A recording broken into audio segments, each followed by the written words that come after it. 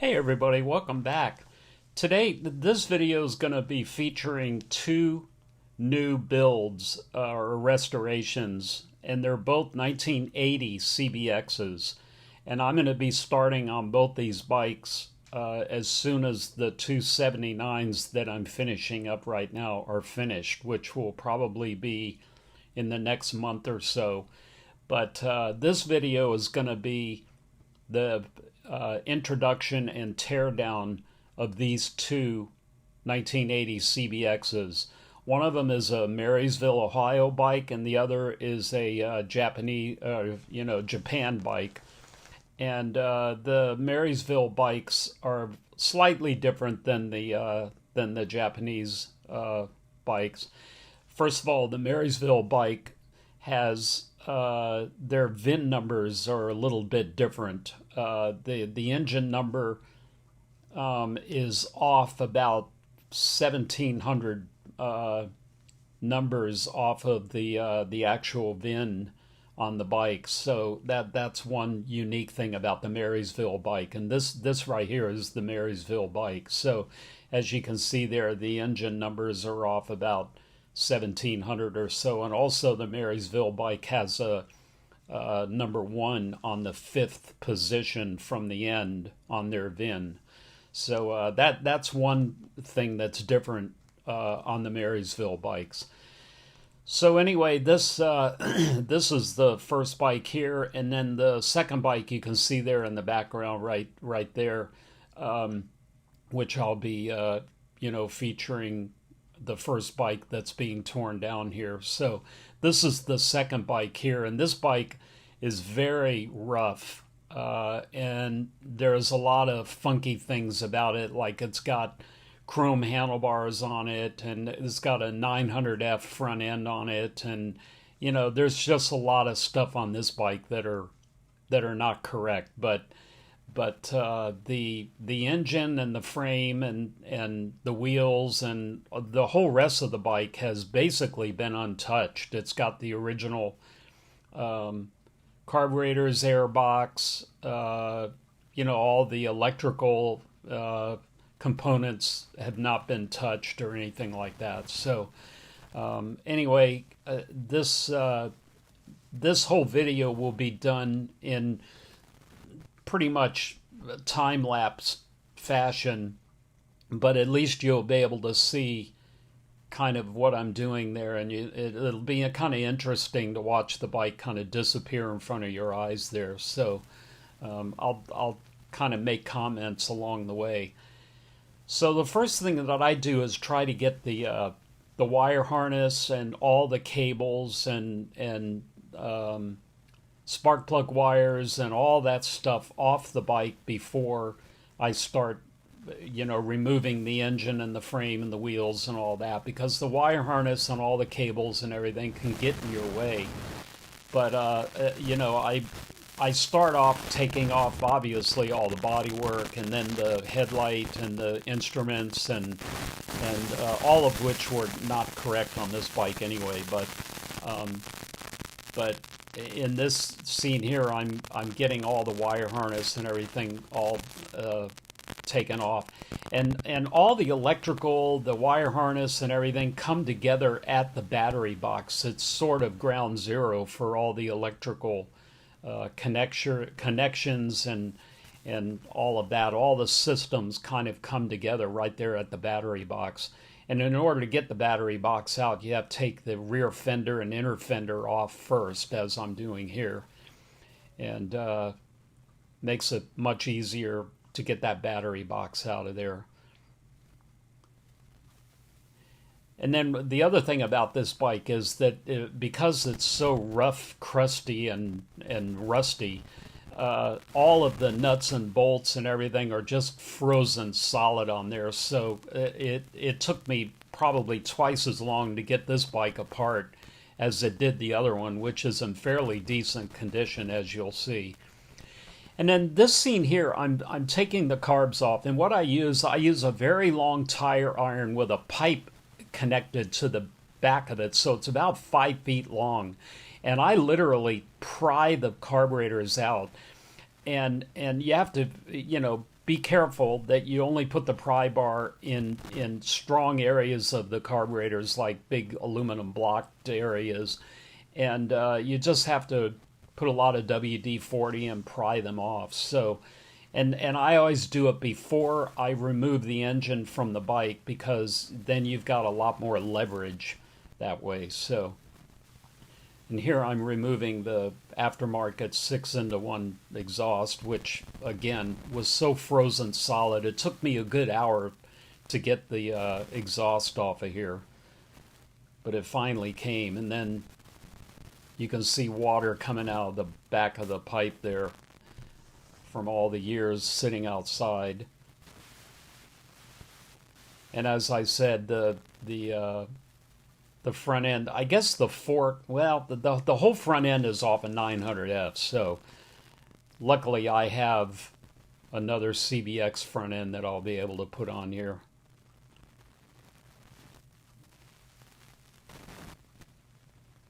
Actually, I believe the forks are the CBX forks, but the fork bodies and the rest of the front end and everything are off a 900F. So anyway, at this point, it's good to have a motorcycle lift, as you can see there, because then when I go to lift the frame off the engine, as you'll see, it's a lot easier to maneuver the engine around, and then at that point you can put it wherever you need to. And I'll be doing a rebuild on this engine as well, like I did the others in previous videos. And then this back wheel was just extremely hard to get off. Again, I spent an hour trying to get everything unfrozen and the chain broken and all of that. So the worse condition these bikes are in, the harder it is to take them apart. So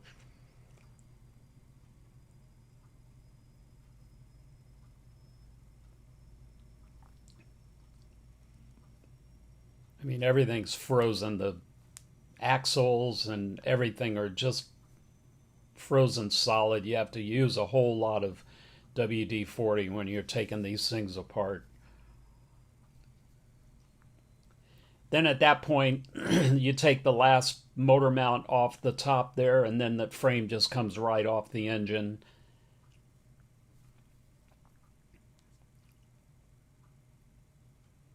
I had forgotten to disconnect the oil lines off the oil cooler before I took the frame off. So at this point, I'm slowed the video down because I want to explain the rear swing arm on an 80 is much different than a 79. It's got a threaded sort of collar there, collar set up, and the bearings, they've got ball bearings on one side and needle bearings on the other. This is one of the spacers or the collars that go on one side. Then you have an oil seal here, and you get that out of there. And then on this side is there's the oil seal, and then on this side is the side with the needle bearings. And as I say, the chain side has needle bearings in it. That's the collar that goes in the needle bearing. Then there's the needle bearing right there. And then on the brake side, it's got a double layer or a stacked ball bearing set up. And I'll show you that here. But first there's a collar here, and I don't have the correct tool to get that out, but you can just tap it with a punch. You just kind of lightly tap it on there. It's not torqued very hard. So then you just unscrew that, and then there is, like I said, a double layer of ball bearings there stacked on one another. And what you have to do, you have to drive them through. And I've got an old socket extension here, and it's the perfect size. You just kind of put it in the opposite side and knock the two ball bearings out. Sealed ball bearings, you can see them there. And there's two of these stacked on top of one another. and then you turn it back over and knock out the needle bearings on the other side. And here are the needle bearings on the chain side of the swing arm. And those can be reused. They're in really good shape. So, and then here's the Marysville, Ohio bike, and it's in pretty good condition. I got the bike, and there were a lot of parts missing off of it, but so it was already kind of torn down a little bit, all the body work and everything. But I do have body work that I'm having painted right now to put on there, and so I'm just kind of jumping through here to get all of this bike apart. As you can see there, that's all apart. So now both bikes are completely disassembled, and now I've got all of the frame, including the 1100F frame.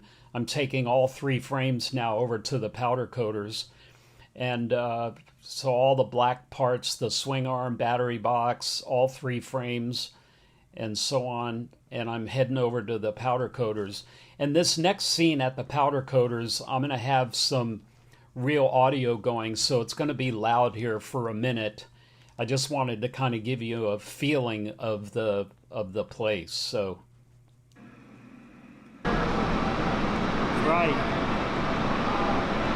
So there are the three frames and all the black parts. And now I'm walking through. He's taking me on a tour to the facility, and it's a really huge facility because right there in front of me is the oven, which I'll show you here in a minute. But all of these big parts and pieces that they powder coat at this place, I mean, it must be a 20 or 30,000 square foot facility.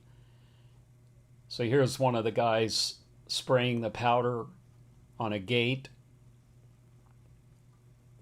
And then as soon as he gets that all sprayed, he'll put it into the oven. He'll roll this rack into the oven, which is right here. And again, I'm going to let the guy here talk about the oven.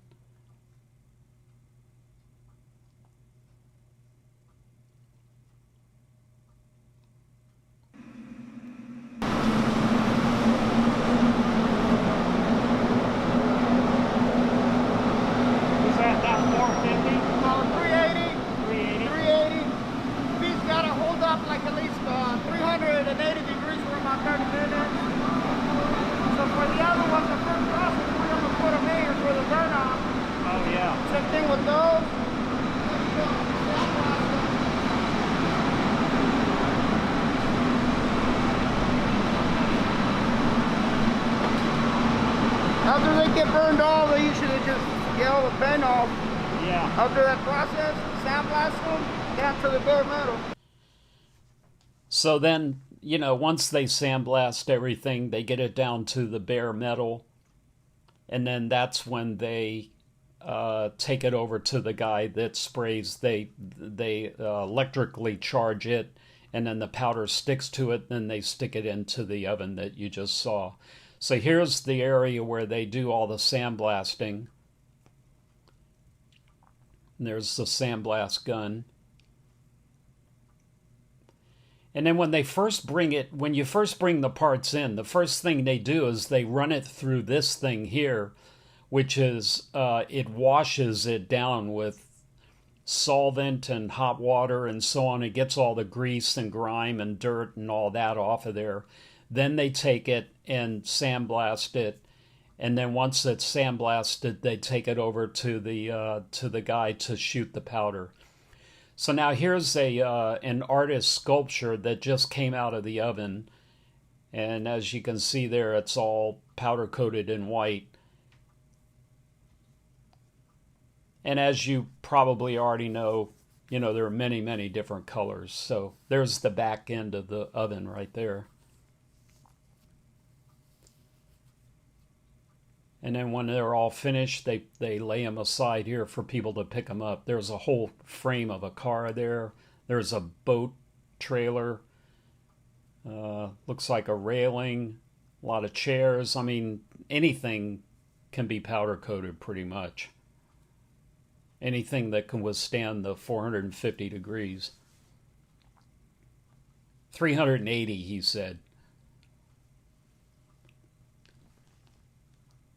So that's going to be it for this video. I just wanted to kind of show you the disassemble process and then the powder coating process. And I'll take another video of these frames when I get them back in about a week or so. And then as I close the video down, I want to show you the outside of the powder coating facility.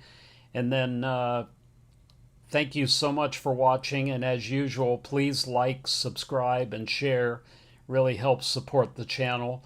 And then the next video, I'll be continuing on the 279 CBXs. So again, thank you so much for watching, and we'll see you in the next one.